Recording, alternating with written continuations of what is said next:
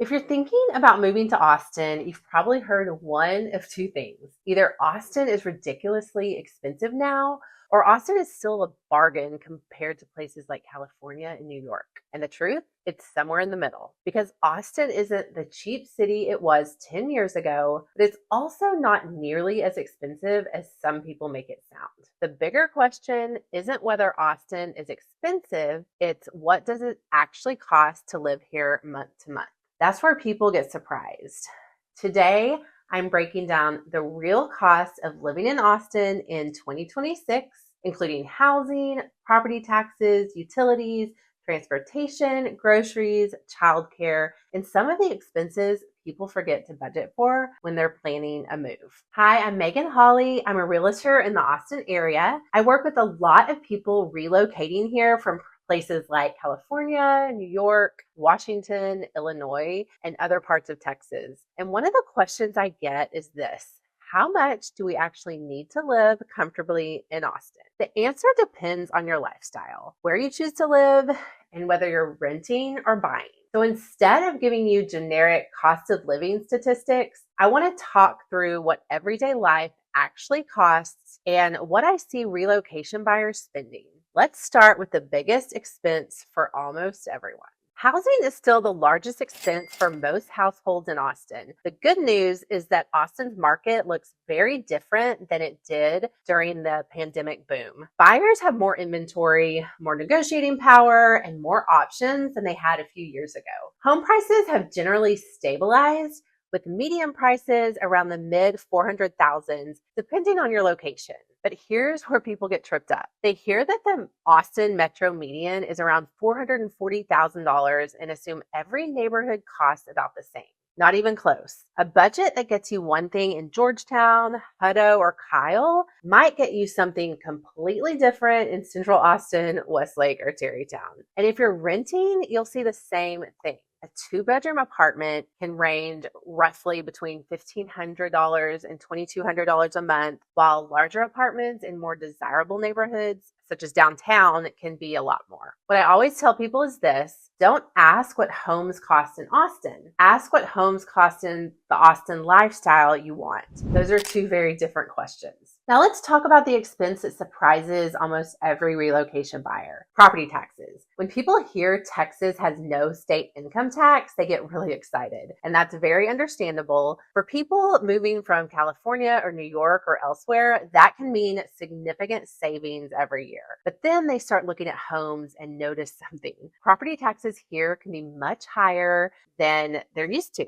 Many Austin area homeowners see effective tax rates somewhere between 1.8 and 2.5%, depending on where they live. For example, if you're buying a $500,000 home, property taxes could easily become a meaningful part of your monthly payment. That's why I always encourage buyers to focus on the full monthly payment, not just the purchase price. Because sometimes a home that looks affordable on Zillow feels very different once you include taxes, insurance, and HOA fees. And if you're relocating from another state, this is one of the most important conversations to have early. The next category that people tend to underestimate is utilities. And this comes down to one thing: Austin summers. If you've never lived through a Central Texas summer, it can be a bit of a shock. Air conditioning here is not optional. It's running constantly for a good portion of the year, pretty much all year. Many households spend roughly $200 to $300 a month on utilities, with summer months often running higher.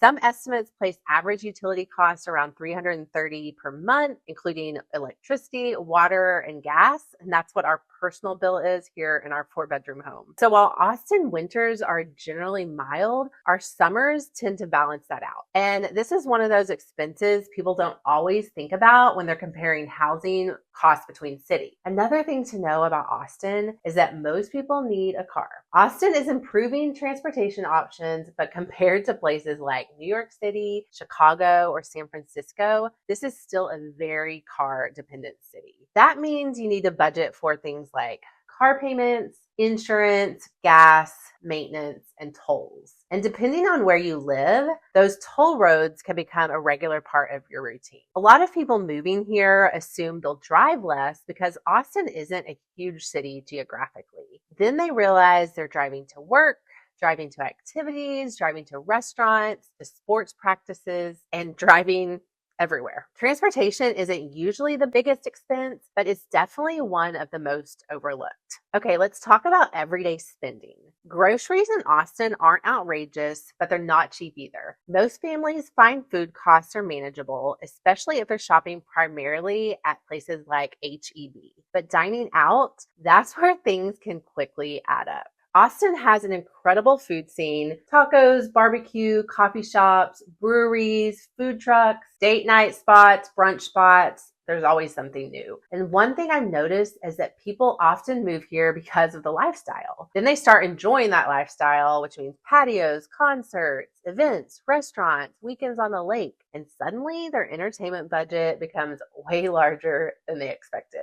Austin isn't expensive because of one giant bill. It's expensive because a lot of smaller lifestyle choices that add up. Okay, this is a section that no one talks about: the hidden costs. Things like childcare, summer camps, youth sports, home maintenance, lawn care, pool maintenance, HOA fees, and homeowners insurance. These expenses don't show up when you're searching homes online. They're really real. For families, childcare can easily become one of the largest expenses, usually costing on average between $1,200 to $1,500 per child per month. For homeowners, maintaining a large property costs money. And if you're moving into one of Austin's master plan communities, you may also have HOA dues to consider. None of these expenses are deal breakers. They just need to be a part of your plan. This is one of those questions I've heard recently. What income do you need to live comfortably in Austin? And the answer is always, it depends. A single professional has a completely different budget than a family of five. A household renting downtown has different expenses than someone buying in Georgetown or Lakeway. And one reason they choose Austin is because they feel they're getting more space, better schools, newer homes, and a different lifestyle than they could get for the same budget in many coastal markets. That doesn't mean Austin is cheap. It means the value equation feels very different. So what's the real cost of living in Austin in 2026? The answer is that Austin sits in an interesting middle ground. It's at the top of the most expensive cities in Texas, but for many people relocating from higher cost markets, it can still feel like a step up in lifestyle for the money. The biggest mistake people make is focusing only on home prices. The people who plan the best are the ones who look at the full picture: housing, property taxes, utilities, transportation, food and entertainment, and childcare. Moving to Austin isn't just about what a house costs. It's about what your everyday life costs once you get here. If you're thinking about relocating here to Austin and you want help figuring out what different neighborhoods and price points look like, feel free to reach out to me. You can schedule a call with me in the link below. And if you want more videos about Austin neighborhoods,